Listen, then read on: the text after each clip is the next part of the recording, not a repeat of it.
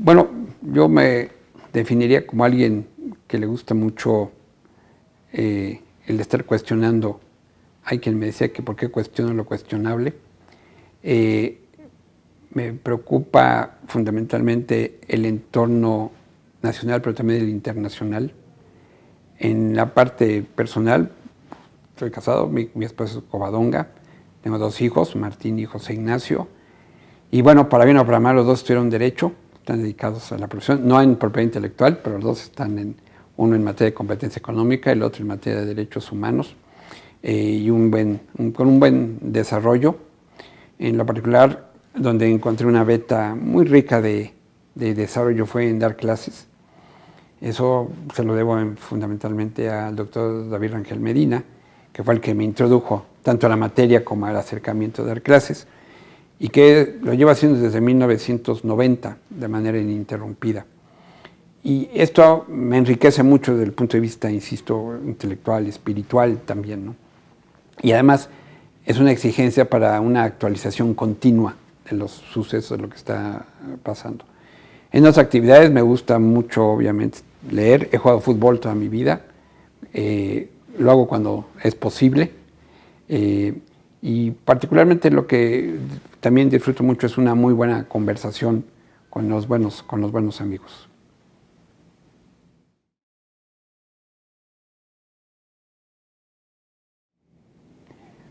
Bueno, la fundamental y ocupación y que me lleva todo el día es obviamente en el despacho como socio ahí del área de propiedad intelectual, en la que me he dedicado fundamentalmente en la parte. He estado a lo largo del tiempo que llevo, ya son 36 años, 37 años en la oficina, desde pasante, pero he estado en el área de marcas, de la parte de solicitudes, en renovaciones. Empecé en el área de litigio, posteriormente me pasé al área de marcas.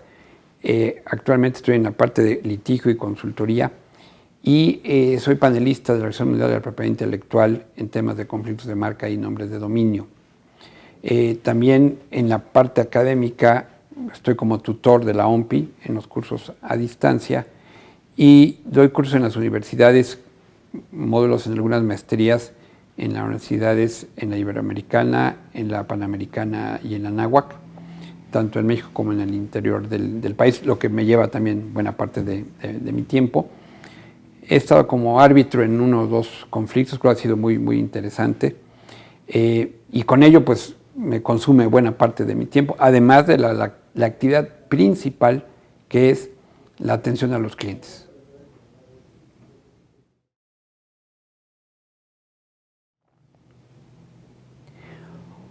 Yo creo que, bueno, primero yo le definiría de esta forma.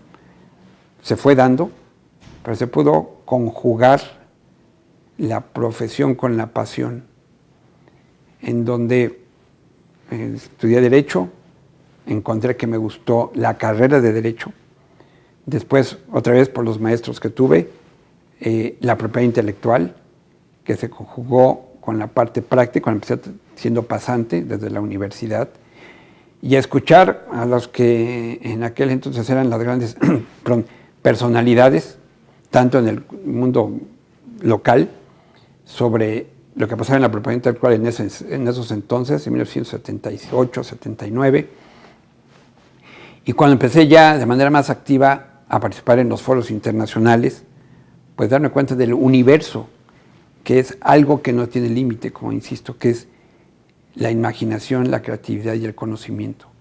Entonces, ¿cómo tratar de dar un marco de referencia a algo que no lo tiene? Y además que permite fomentar más la generación del conocimiento y la innovación, que además trae un beneficio a la sociedad, no es solamente para el individuo. Y ahorita con la evolución que ha habido por las nuevas tecnologías, por un lado, pero también con las expresiones culturales tradicionales, el derecho indígena, la propiedad intelectual está expandiendo su zona de influencia y el abogado tenemos una responsabilidad en saberla cómo aplicar.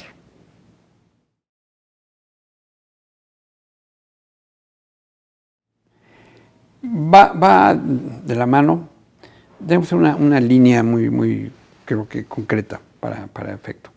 Las expresiones culturales tradicionales primero han existido toda la vida. No es algo nuevo como tal. Ya ha habido en los años 70 movimientos de la protección del folclore, que no llegó a un buen puerto. Actualmente se discute en los foros como la Organización Mundial de la Propiedad Intelectual, por un lado, cómo proteger estas expresiones culturales tradicionales, pero además hay otro análisis también desde la perspectiva de la UNESCO, desde la perspectiva del patrimonio cultural inmaterial. Y el gran tema es la cultura y los derechos culturales. Recientemente se acaba de expedir una ley de cultura y derechos culturales, y que el gran debate qué es la cultura y cómo ejercer el derecho cultural. Y el debate ¿es el Estado el que debe regir el modelo cultural de una sociedad, o es que más bien la sociedad es la que debe marcar la pauta de la estructura cultural que se debe seguir, o las diferentes componentes de la sociedad quisiera seguir? Pero la cultura ¿es algo abstracto, o es que hay generadores de la cultura y creadores? Y entonces están los creadores, y esos creadores requieren de asesoría, ya sea para que se les reconozcan sus derechos o evitar que sean motivo de abusos. Y es ahí donde la intersección de la propiedad intelectual creo que es fundamental. Ahora, están específicamente las culturas populares, que tal como están reguladas en la Ley Federal de Derecho de Autor, pues parecería que están en la libre disposición, cuando desde la cosmovisión del derecho indígena y las comunidades indígenas tienen un tratamiento muy diferente, y es necesario buscar un mecanismo de protección en beneficio de las comunidades indígenas. Y aquí hay un gran debate entre el derecho individual y el derecho colectivo, y si la propiedad intelectual puede entrar dentro de este derecho colectivo, que ya algunos países como Panamá, Perú, tienen regulaciones al respecto. Y por eso creo que es importante el estudio de esta intersección de los dos temas, de las expresiones culturales tradicionales y la propiedad intelectual. Yo creo que, sin duda alguna, insisto, el desarrollo de la propiedad intelectual va a seguir creciendo. Un jurista francés, Geoffroy Gautier, que además de ser profesor de un centro de propiedad intelectual en Estrasburgo, fue secretario de la Asociación Internacional para la Protección de la Propiedad Intelectual, AIPPI. Cuando se conmemoraron los 100 años de esa asociación, actualmente tiene 120, señaló que una de las formas de percibir la civilización de una sociedad es a través de la forma de proteger la propiedad intelectual. Y con ello quiere decir que en la medida que la sociedad avance, evolucione, por un lado. Dos, el arte, la técnica siga creciendo y la conciencia de consumo sea más sofisticada, la propiedad intelectual es un elemento fundamental, como ya lo es en el tema digital, por ejemplo.